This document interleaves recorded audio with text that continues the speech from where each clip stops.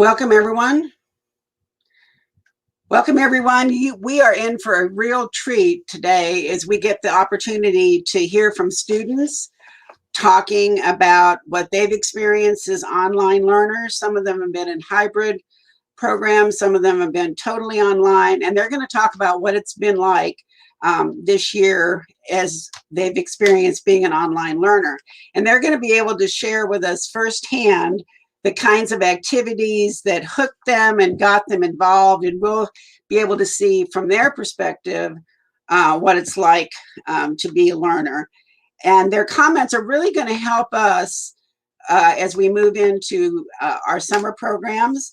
And they're going to be talking about all the different kinds of activities and the ways teachers got them involved in using the target language and being comfortable with the target language. And again, this is one of the most popular sessions because everybody wants to know what their students are experiencing on the other side of their screens. So first of all, we're going to have our four panelists introduce themselves, and maybe we can start with Rishi. Hi, hey everyone. My name is Rishi. I'm a senior at Thomas Jefferson High School. I was fully online for the last, been now 6 months, and I study AP Russian.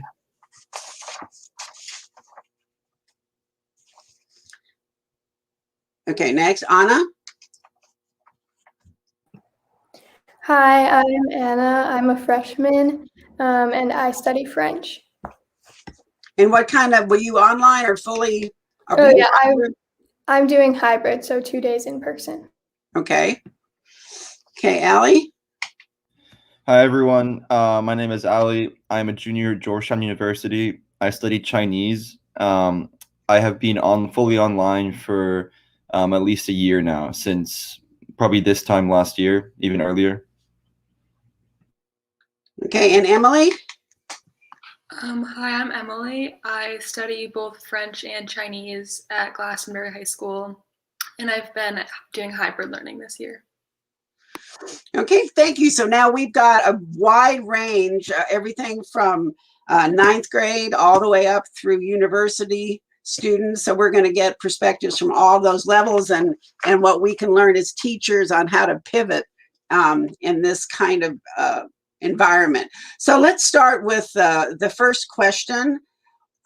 What kinds of activities did your teacher use to get everyone to participate? And you might even include apps, if you would like, that she or he used to get you involved. So does anybody want to start this conversation to this question? Okay, Allie? Yeah, I can go ahead. Thank you. So I think for language learning, the most important thing from my perspective is to immerse yourself in the language. So obviously the most ideal setting to learn a language would be in a country where it's spoken. So you not only use it in class, but also when you're outside of class, out and around. But that's not possible for many languages that we learn. So the closest thing to that, I guess, is to try and use it as much as we can in the classroom setting and also for homework activities. So what my teacher would do, which I think worked quite well, was use the breakout room function on Zoom, but not just use the breakout room function. There is a plan behind it. Make sure that there are guiding questions before every breakout room.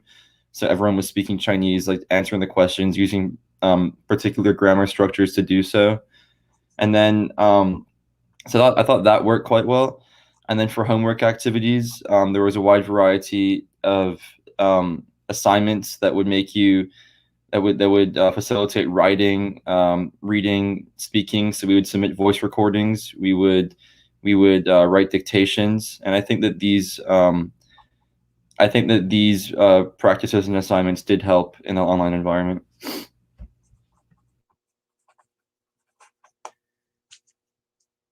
Okay, Allie, do you want to ask someone to follow up on that? Yeah, sure. Rishi, what do you think? How was AP Russian a similar experience for you in high school? What are your thoughts? Yeah, so this is my 4th year studying Russian, and in the past, it's a pretty big shift, to go from 5 days a week in school to 4 days online 4 days online. And I think our teacher handled that very well. She knew what would work. And so what I found to be very true, and this is more targeted than what Ollie said, so I don't know if it would be as helpful, but I found that breakout rooms, like you said, are really helpful.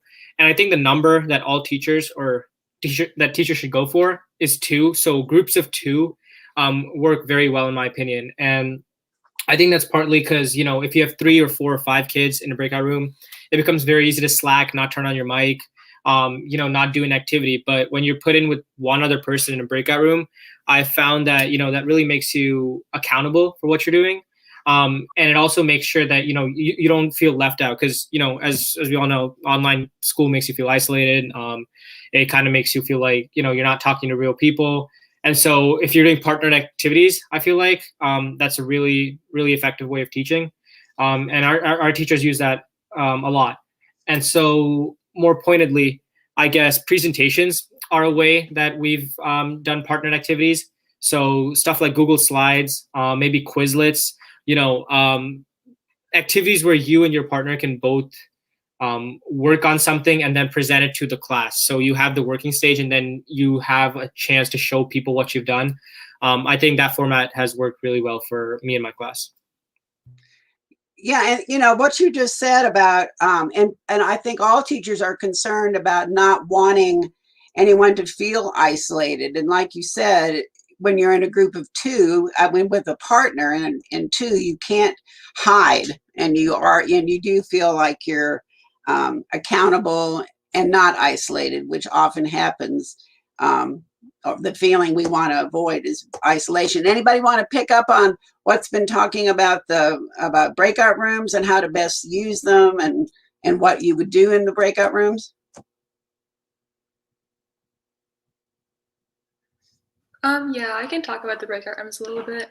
So I've had 2 very different experiences with breakout rooms. So one I've had that was great. I think my Chinese teacher has done a great job of using them, but not necessarily using them so much that it's kind of like an awkward silence because it is really hard to connect over Zoom and over the online platforms.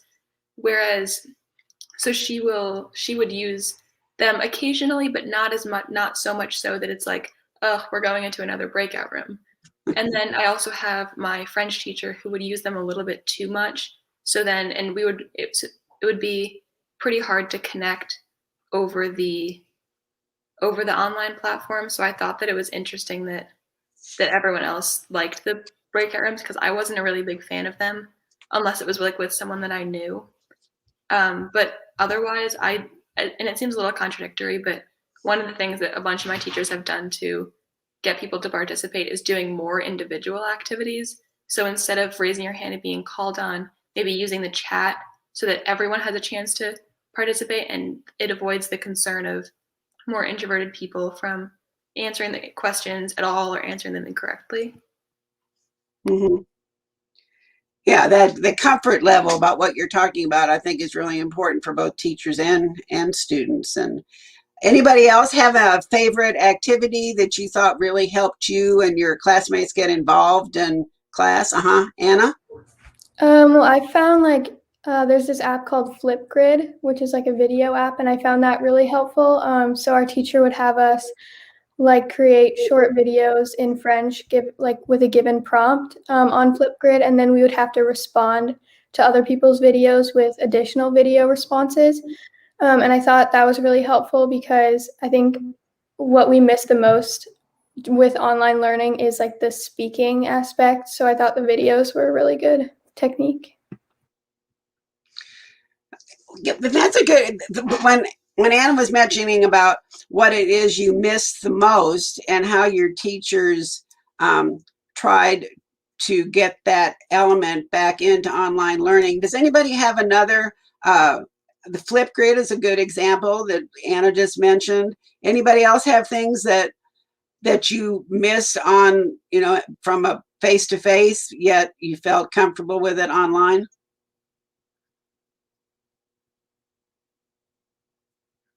Okay, well, we can get back to that later. Anybody else have any more comments about favorite activities? Allie?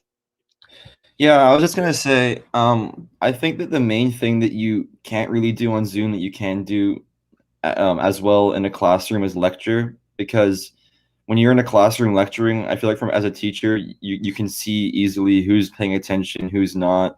You kind of ask questions as you're going along to make sure that people are taking notes and seeing what you're doing. But when you're on Zoom, there isn't as much of an ability to know. I think from a student's perspective, it's a lot easier to kind of just daydream and go off topic and go on your web browsers on Zoom than it is when you're in person. So for me, making the entire Zoom class like interactive is essential. And so one thing that worked quite well for me was that my teacher last semester, she would just pick on people like, every 5 minutes. She'd ask a question and pick on someone who hadn't spoken in a while to make sure that everyone was on top of it. And if you get caught out once, you don't want to get caught out again in front of your classmates. So it makes you really strive to pay attention and focus what she's saying. Great. Yeah. Anyone else have any comments about what Allie was talking about and it helps you be more focused? Yeah. Emily? Yeah, it's interesting that you brought that up, Allie, because my teacher does a really similar thing. She uses popsicle sticks with each of our names on them and would draw them out at random to answer questions. So it avoids having the same like 3 people in a class answer the questions, and it really gets everyone involved, which I appreciate. Keeps you on your toes too, doesn't it? What about on the second question, we were talking about the types of activities that your teacher uses to get you involved in using the target language in class, whether it be, a couple of you mentioned using it in chat rooms or in breakout rooms and keeping you speaking in the target language. Anybody have any strategies that your teacher used to help you stay in the target language and have you be accountable for being in the target language? Okay, Rishi, and then Emily. Yeah, so I study Russian, where stresses and pronunciation of like words are probably as important as it gets. And another thing with Russian is it has its own alphabet, right? So even when you're typing in chat and stuff, you have to be using like Russian letters as opposed to like, phonetically saying it in English. So it can get kind of hard for those kind of languages for sure, those that don't have an American script, but I think our teachers adapted well to that. And an activity I found that works is, so you have a text, right, of sorts, like, a 2-paragraph, 3-paragraph text. What you can do is you can tell students to take turns reading them, a couple sentences at a time. And then at the end, you have like these short questions and answers about them. So what that does is 2 things. Number one, you make sure that the kid reads the question and then answers the question themselves. So they're reading both times in Russian, or at least in my language, or at least, specific to me in Russian. And number 2, that also makes sure that they're understanding the text and they're paying attention and like, looking for answers in the text. And so if you have like kind of these short texts where you have questions and answers at the end, not necessarily like multiple choice, but one where it's like, it's asking stuff straight from the text, and all you have to do is look for it and then repeat it in the target language. That doesn't need a whole lot of thinking as opposed to some of the other exercises, but it makes sure that you're actually practicing the language that you're supposed to be learning. And I think that's been very helpful for me. Thank you about giving that example about using chat and using written language too, as well as spoken. Emily, what were you going to say? I was going to say that as much as I think that like the reading, speaking, listening, writing parts are important to languages, I think some of the activities that include more than one of those have been really beneficial to me. So one of the things that my teacher will do is have us, so obviously we'll do our reading comprehension, and then she'll say, okay, pick out a word in this paragraph and make sure you can define it in the target language, so which for me is Chinese. So instead of just translating it directly into English and not really being able to apply it in the long run, it not only makes sure that you know what the word means, but also it helps you to expand your vocabulary, speaking, writing, all that kind of stuff into the target language so that you can really get like the root meaning of the word in the context. And especially for Chinese, once you get up to such a high level, there are a lot of words that just don't have English translations. So it's really important that we can I mean, it as much as it expands our vocabulary, it allows us to practice the reading, speaking, and listening all in one. Okay, thanks. Do you find that in an online environment that it's easier or harder to stay in the target language? What has your experience been in terms of that? Or was it equal? It didn't make any difference whether you were online or not. Anna?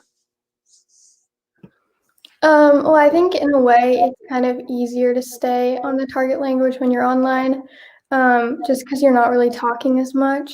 And so you kind of usually have like time to think about what you're going to say.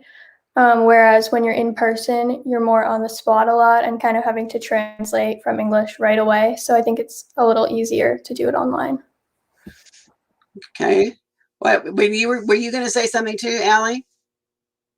Yeah, I was About just gonna say that I think it's quite similar. I think that like speaking a language in person and over Zoom, theoretically, like your level should be around the same. So I think it's just up to the conversation and the teacher to determine like just how much you can be fluent.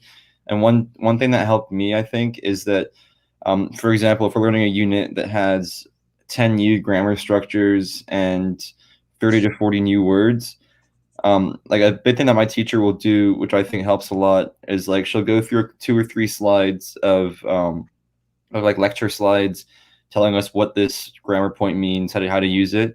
And then she'll have one slide where it's just like a few questions, and then people can answer them, and she'll pick on people to answer them. But also with those questions, she'll include like in parentheses words from that unit or structures from that unit that she wants us to use while answering that.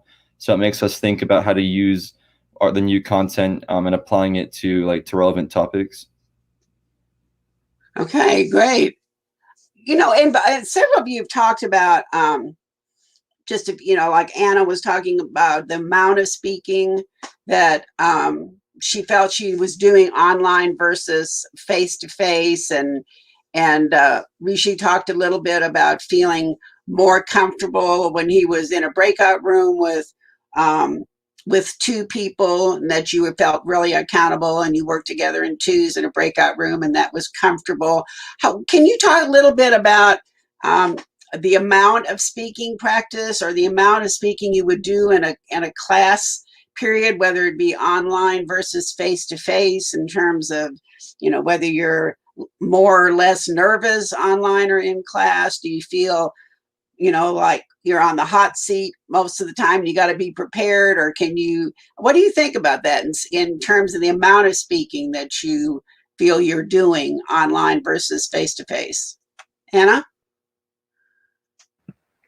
Well, I think in terms of like the actual learning, I think we're doing about the same amount of speaking online versus as we did in person. But I think the main thing that you miss is just like having small conversations with friends and stuff in class, where you would have to speak in the target language. And I think that really adds up to a lot more speaking that you don't have on Zoom.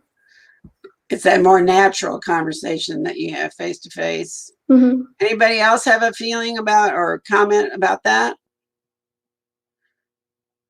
Rishi? Yeah, no, I totally agree with what Anna said, because I remember our teacher would make us, for the first couple of minutes in class when she'd be like taking attendance, we'd talk to everyone at our table, just 3 or 4 people, and because we were all doing Russian for 3 or 4 years, it was people we were very well acquainted with, and I used to love those conversations, just asking how their day was, how their weekend was in Russian, and so yeah, I definitely miss that. I don't know how to replicate that online. I don't think there's a way to. But yeah, I totally agree with what Anna said, that's a big part of us, like in class learning, that I miss. It's that social aspect that you miss that you had face to face. Anybody else have any comments about the amount of speaking or how you felt when you were speaking? Was it better to be in a small group in a breakout room, talking to a few people rather than everyone? Are there apps that you use to help you speak, Emily? I agree with what Anna and Rishi have both said about the social aspect. And I think a lot of what I miss personally is the application of just the small conversations and the important words that you would need to know if you went to a different country that are kind of skipped over. So more like conversational words or slang terms that I'm not really sure how to say, but would be pretty important, especially in like English or a different language. So I think and I mean, we would have like big, huge, just full class discussions in the target language, which I think was really helpful to like expand our learning, not only with, and I mean, we can't really do that with Zoom, which is I think something that I miss out on. Which kind of leads us into the next question about what kind of activities help you learn when you worked in small groups and pairs. We talked about that a little bit, and some of it maybe when it was live instruction, when you were doing asynchronous or offline or in homework, any of those. So what kind of activities helped you learn if you worked in a small group or pairs? We've covered that pretty much already, but then also maybe talking about things that helped you learn when you were not live online, when you were doing something in homework or asynchronous. Allie? Yeah, so I think one of the best homework assignments that I've had in language learning was around maybe a year and a half ago with one of my Chinese teachers who's really good, and he would make us pick a partner from class, and our homework assignment, for example, would just be to go to a room, like a classroom together, and then just record ourselves speaking Chinese for 10 to 15 minutes about any topic that was relevant to our current unit. And there wasn't like there was no structure to it. There was no points that you had to hit. It was just about like, because in English we can carry conversation so easily. We can talk for hours on end with people that we have similar hobbies with. But then the key, it's hard to do that language because you lack the vocabulary and to express what you really want to say. So I think practicing that is really important, and I feel like that is also possible over Zoom, over online learning. I think that would be a great homework assignment. I still haven't done over Zoom, but just to like twice a week, pick a partner in class, and then just hop on a Zoom call together and record yourself speaking in the language about the current unit and relevant topics to that unit for 10 to 15 minutes. I feel like that makes you much more fluent in the language, and I was already seeing signs of improvement within 2 to 3 weeks after that homework assignment was regular a year and a half ago.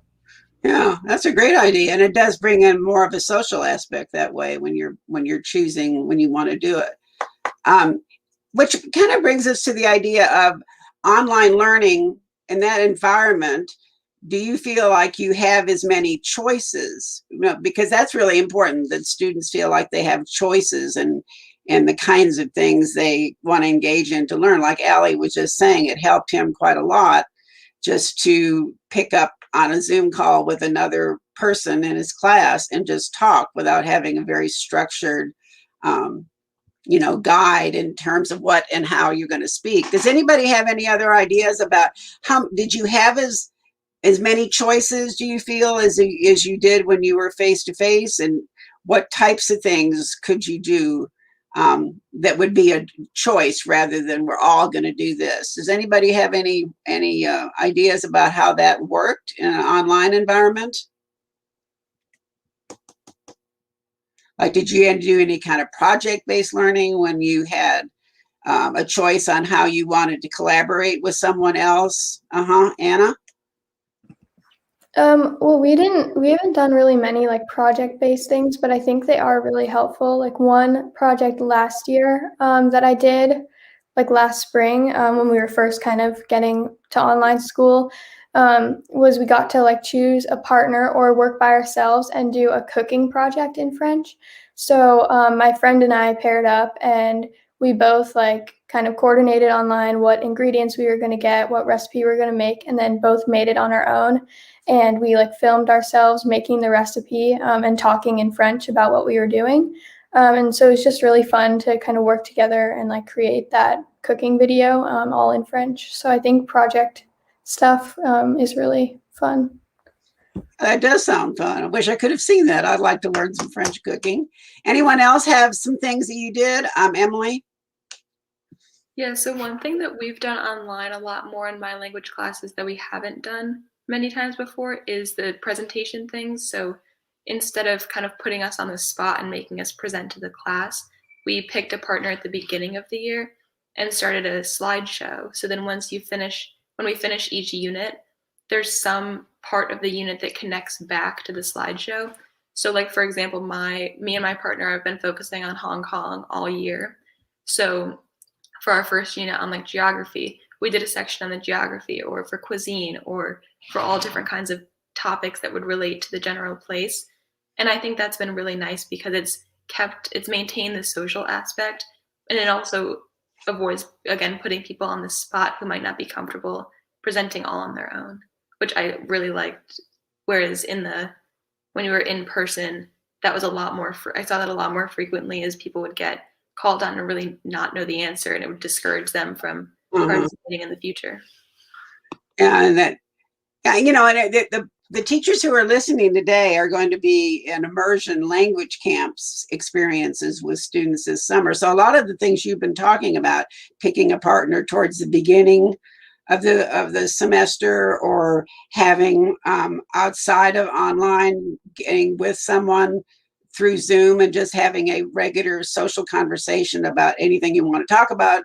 So that's what's going to be really helpful for teachers listening today, is that they can pick up on some of your ideas that you've experienced. Anybody else have some activities that they just think really help them learn and get you hooked? And Rishi and Ali talked about, you know, you being able to hide in an online environment. And are there ways that you don't want to hide? You want to be able to jump right in there because it's fun to do. Are there other things that you can think of that really got you hooked and wanted you to be involved?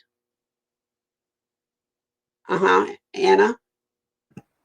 Well, I think like interview type activities are really nice with a partner, because you kind of get to know like interviews based on whatever topic we're doing, but with it, you also kind of get to know the person more. And also, I think it's helpful if the interview is like followed with a paragraph or something, like you have to write about what your person said, or you have to share to the class what your person said, because I think it really makes you really focus on the interview and want to do it well.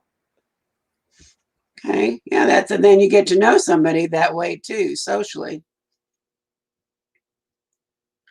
Rishi? Yeah, a couple of more activities that I thought were pretty cool were so we did a crossword and word searches. So those are more interactive, and this was not live, right?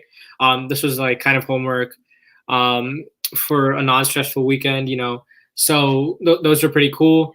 Another cool activity that I found fun was, so you have, I don't know where my teacher got these from, but they're kind of like audio clips of native speakers talking about any given topic, right? And obviously you can, like, you know, adjust the level based on the class you're teaching. But we would have this native speaker talk about, you know, maybe his school or maybe his family, what he likes to do in his free time. And then our assignment would be to, you know, understand the best we could and write down any questions or write down what we took away from their conversation. Sometimes you could also have guiding questions, you know, that like ask stuff related to that audio clip, as in, you know, what did the person say regarding this? Or what's this person's view on, you know, doing X or Y or Z? And then you have to look in that audio clip and answer that. And so that's another way to, you know, improve your listening skills. Make sure that, you know, you can still not hold a conversation, but like, you know, understand a speaker when you're in that environment. Yeah, so having those outside resources and opportunities to hear other native speakers and authentic speakers. So when you look back on this year so far, I mean, we got probably a quarter back. When you look back on online versus face-to-face, the way it was previously, what were the best things about being online, and what were the frustrating things about being online? And what's the good and the bad of being on this year when you compare it to previous years? Yes. Emily? I think one of the most frustrating things for me was not being able to ask questions. Like I know I was kind of known in my French class last year for being the one to stay after, clarify anything I wasn't super sure on, and I kind of can't do that with Zooms this year. It's not like I can like it's almost embarrassing to ask a question in front of the whole class. So I'm missing out on that aspect of being able to talk individually with the teacher and kind of clarify any points that I might have missed. And that's not as easy to do online, you're saying. Okay.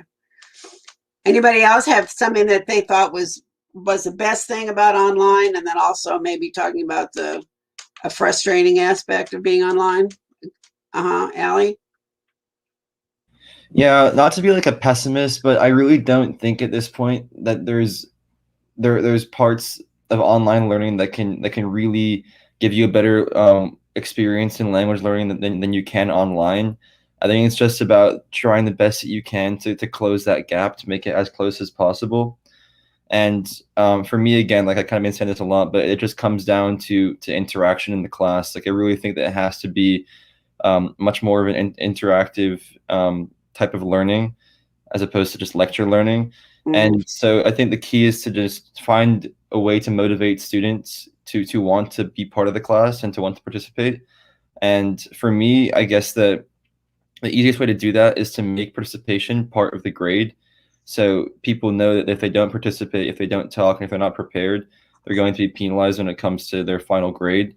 And it's sad that it is that way, but that is the way that I think school works. And obviously, there will be students who care about the language more and want to speak because they want to learn, they want to become fluent. There are also students who are there to get the grade, to get the credit, and they're also a big part of the class as well. Like their input is also valuable. So I think it's just about conditioning grades based on how they participate in class, and making sure that calling on them, using guiding questions are all great ways to do this. Okay, so kind of like setting the tone for the class, and part of that is the expectation is everybody participates and is accountable, like you say. Anybody else have a comment on that? Let's go on it. You know, you have a group of very eager teachers listening to you. Can you, if you were going to give them some advice, they're going to be launching into their programs in the summer with these immersion language camp experiences. What pieces of advice could you give them that you think would be the most helpful for them to know from your perspective? Give them a little tip on how to approach this. Rishi?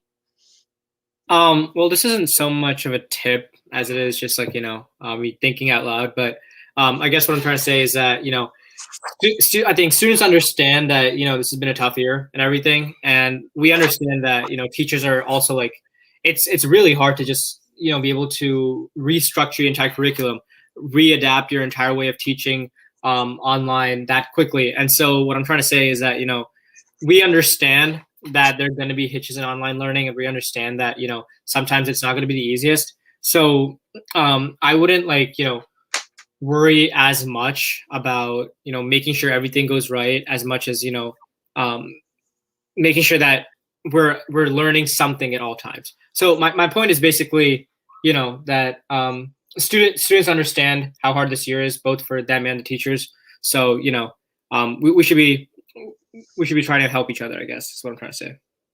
Because you're a team, right? In this, it's like a teamwork. Anybody else have some advice that you think teachers would help them to hear? Hannah? Maybe just spend some time doing like get to know you type activities, because like if I think back to in-person school, like the first few days of school were always a lot about get to know you activities and really kind of breaking the ice between like you and your classmates. And I think on Zoom that kind of gets skipped over. And then that also leads to people being less comfortable like having their cameras on and things like that. And then also with that, maybe I think cameras on is like really, really helpful. It makes it a lot closer to in-person learning, but I know a lot of students kind of don't really like to have their cameras on or aren't comfortable with it. So maybe like some way of encouraging students to have their camera on, like maybe do a competition or something, like the person who has their camera on the most days gets like a prize or something like that. Mm-hmm. It's a good idea. Anybody else? Pieces of advice? We need it. Emily? I would just say like recognizing that almost every student has a different way that they like to learn, and that not every student will like the video format or like the presentational format. And I think just having multiple ways to be able to demonstrate your knowledge is really helpful for a lot of students who have different personalities. Mm-hmm. And keep, all the different learning styles and what makes you comfortable. Allie, were you going to say something? Yeah, I mean, I'm not sure how it works for everyone's schools and departments, but for me, like we have to have our cameras on. It's not allowed to not have our cameras on. And I think that if you can do that, that is for sure the way to go, because if students' cameras aren't on, you have no way of knowing if they're even in the call, let alone like listening, taking notes, and being part of the discussion. So I guess if you have no way of making them be on camera, the best way to get around that is to just constantly be asking them questions to make sure that they are still attentive. And one other thing that I think would help in the summer would be maybe have the students like not sign a thing, but when they get into the class, they know that they can't speak English. It's only whatever language you're being instructed in. Because I think that even if you can't say what you're trying to say, trying to find other words to get around it to convey the same context is super important. So having like a setting or a time where you know that you're going to go in there and you're not going to speak English at all, and only that language is only going to benefit you in terms of not only like learning new grammar points and new vocabulary, how to use that in everyday sentences, but also how to tackle challenges of is the hardest thing is when you want to say something in a language but you don't know how. And it's about finding ways to get around that by using words that you do know to convey that meaning, and that is possible. It's just if you keep doing that and keep practicing, it becomes easier and easier. Mm-hmm. So just have more and more opportunities. I just keep thinking, I think we've all learned, even outside of a class, we've all learned something about ourselves in this pandemic that we might not have even known about ourselves earlier.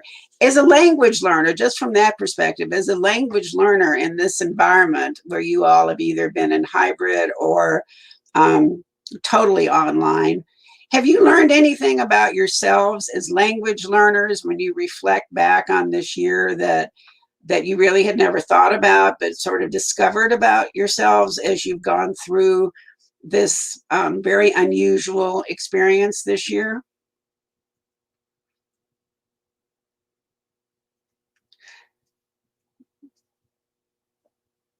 In terms of what kind of learner you are. Emmeline earlier talked about, realizing that that you have to have a variety of ways. Some people are more visual, some people are more verbal, some people maybe enjoy projects more than working individually. There's a lot of things, so you might not have ever even thought about that before, but since you've been online, is there anything you've learned about yourself? Is how you learn, how you prefer to learn, just something about yourself? Maybe it's your motivation to learn the language. Maybe you haven't thought about using resources as much as you do now to find out more things. Anybody have something that was sort of an aha moment for you sometime during this experience?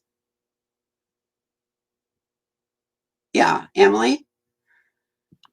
So before being online, I was always a really big advocate for like jumping in and helping people and working in groups, working together, collaborating. And I've kind of realized that it's okay not to have to do that all the time. Like working independently is a perfectly acceptable alternative to working in a group, and sometimes can even be more productive than working in a group. So I think it's been interesting to see my levels of productiveness changing based on who I'm working with, when I'm working with them, and that kind of stuff. Yeah, that is interesting to think that about yourself, and then it's important with whom you're working too, rather than just the idea of working in groups. Anna, did you have something that you we're thinking about? Yeah, well, I was just gonna say, like, I've kind of realized that I really enjoy like putting my learning into like more creative aspects, like projects and things like that. And I think it's more like in high school, it's more expected that you don't really do that many like project things and like creative things. It's more like just, writing, speaking, reading, that sort of thing. But at least for me, I know I get like the most invested in an assignment when I get to kind of put my own creativity on it. Allie, think. Yeah, and I guess this is more of a college thing, but there is a big tendency in college to only have 2 or 3 big tests in the semester to determine the grade, like a midterm, a final, and some other project throughout in the semester. But one thing that I think my Chinese teachers have always done really well here at Georgetown is diversify the assignments and tests. There's like maybe there's 2 quizzes, 1 or 2 quizzes per week. There's like 1 test every 2 to 3 weeks. There are still midterms and finals, but they're a much lower part of the grade than in other classes. And though it is like stressful to have frequent tests, none of them are a huge component of your grade. But the fact that you are being tested and assessed so frequently means that you always have to be on top of it. And it's like it might not be like the most preferable thing for a student to always be studying, but that is the best way to learn a language. So I think frequent testing and making that testing not being a big part of the grade is critical to language learning, not only online but also in person. Yeah, and Allie, you brought up a point that leads us into the last question about doing checking. How did your teacher, excuse me, how did your teacher, excuse me, give you feedback to help you get better? Whether it's in an assessment, how did she help you get better and give you feedback?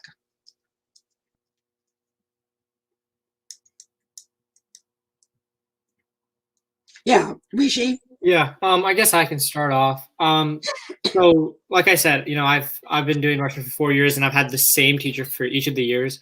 And so even though this is my last year, I'm very familiar with who she is. And one thing that like I've noted is that my teacher has a very good rapport with her students. And I know it's echoed by a lot of my classmates. Like we don't feel she's a teacher as much as she's just trying to help us learn. And I think that's the most important part for teachers, that, when you're giving feedback, or when you're trying to, like, when you're giving feedback, I feel like it should be coming from the point of, you're just trying to help the student get better. And I think as students start to realize that, they get a lot more receptive to feedback as well. And so once you get to that point, I think feedback becomes very easy, whichever form it comes in. So for online, the way that our teacher gives feedback is, if we have a assignment in Google Docs and Google Classroom, she leaves private comments on them. She also gives like real-time feedback if we're presenting, right? So in a class, after we've shared our screen, showed the teacher our Kahoot, our Quizlet, our Google Slides, she'll tell us right after, any mistakes we made, anything that we could have done better. Anything we could have done better, stuff like that. And so right after, when you hear, after you've just gone and presented what you could have done better, that tends to stick, in my opinion. So, I think some teachers do, I'll give everyone their feedback at the end, but I think what works for me is, right after an assignment or a presentation, like when you're in class, telling them right after, what they did well, what they didn't, is pretty useful. And then, in person, it's obviously a lot different, but going forward, I think feedback then it just comes a lot more naturally, right? So I don't think that's as big of a, topic of conversation. But online, definitely I would say, get to that point where students are comfortable learning with you. And then after that, like, it becomes a lot easier for students to just, want to work more because, they feel like they owe it to the class. Okay, Allie? Yeah, that's a great point, Rishi. And I was thinking the exact same thing. For me, when I learn best when I know that my teacher cares about me as a learner, that the teacher really wants me to get better at the particular subject. This is not just a language thing, it's more of a general thing. And because I know that if I do bad in the test or I'm not doing well in class, I'm letting myself down, but I'm also letting my teacher down. And to me, that hurts. Like it hurts. I think it hurts people to know that they're letting someone down who actually cares about them. So I think for a teacher, it's important to express that to the students, to each and every student, and that can be done. That's very important at the start of each semester. I think in the first couple of weeks, I think it would be really important and good for teachers to schedule one-on-one meetings with every student to not only convey to them that they care about them, but also know them as a person, their background, what makes them tick.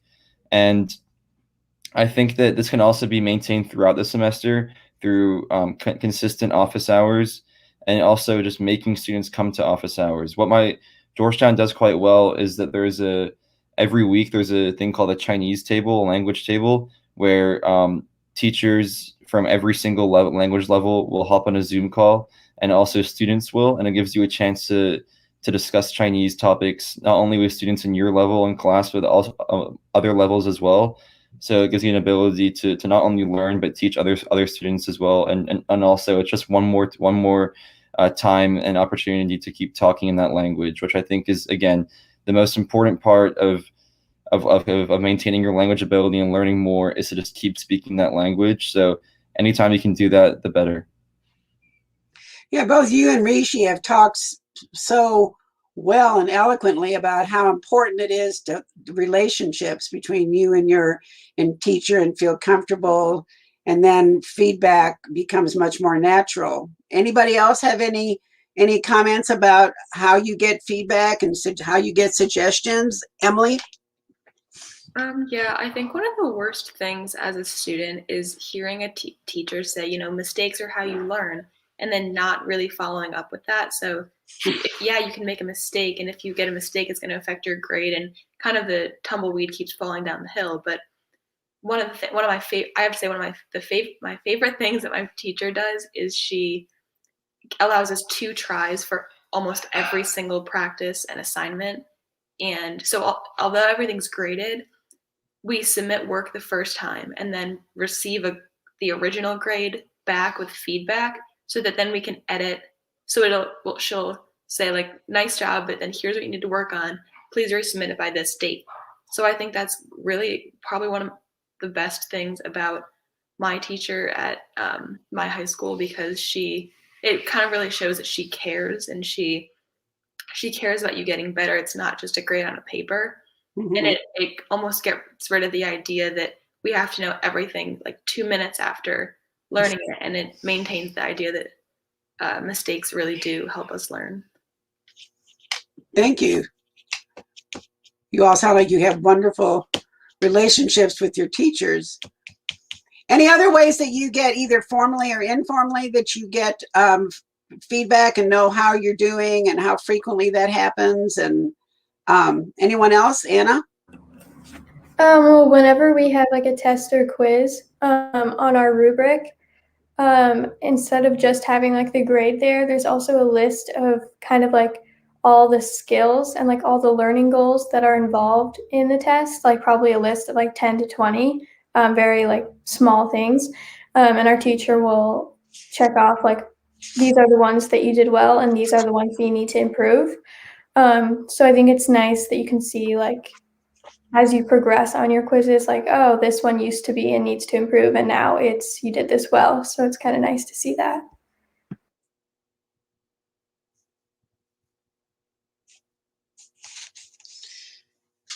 So sort of in summary of what we've been talking about in so many different ways about feedback and activities and staying in the target language, what, if you were to summarize, what were some of the most effective ways that your teachers used to keep you engaged and interested and motivated? Just kind of in summary, what would you say some of the most important aspects were to you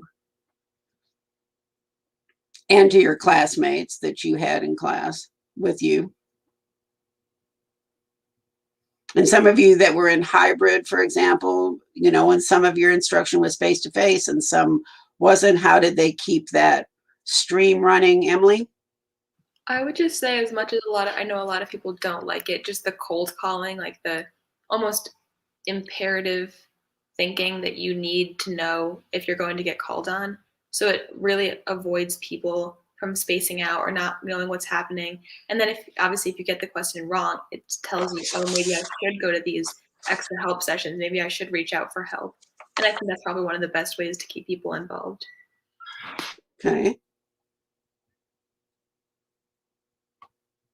Have there been any, I know teachers are always eager to know, are there apps that you have used? I think, Rishi, you were talking about Kahoot at one point, you mentioned that, but are there some apps that you really feel were helpful to you in learning that your teacher has used with you and your classmates this year? Rishi? I mean, yeah, I can like explain, or I can, elaborate on what I meant by the Kahoot and the Quizlet thing. So basically, we were assigned a project, right? And then I think something our teacher's really good at is giving us sort of free reign as to how we want to learn that material. And the best thing is when we present it to the class, they also learn from it. And so she gives us a project, let's say one day it's, a certain type of prepositional case. And so the ways you can approach that are different, right? Some people go with Quizlets. That's basically you have flashcards, right, where you have something on one side and another on the other side. So you can, do the English definition and then the Russian word for it. You could also do something like the Russian case or like a Russian rule and then a sentence behind it that shows that rule. So Quizlet is one thing, and what I meant by Kahoot is she usually lets the students create the Kahoot, and so we take 30, 45 minutes to make our own Kahoots, and then let our classmates play in that, and that's always really fun for us. It's a lot more interactive. It's fun. It's something that you have to be engaged in to actually do, because you can see like who's participating. You can see the names on the screen, etc. So Kahoot, Quizlets, and then some kids tend to go the more traditional route with something like Google Slides, where you can just make an old-fashioned presentation. So those are all the ways that I think work pretty well. Yeah, that is an interesting. When you were saying that you made the Kahoot, that's a different way of approaching it. Allie, were you going to say something about an app, or did I? No, I wasn't. I got kicked out from the Wi-Fi, so I was trying to get back in. Yeah. Oh, okay. So anybody else have a favorite app that their teacher used that they thought was really helpful?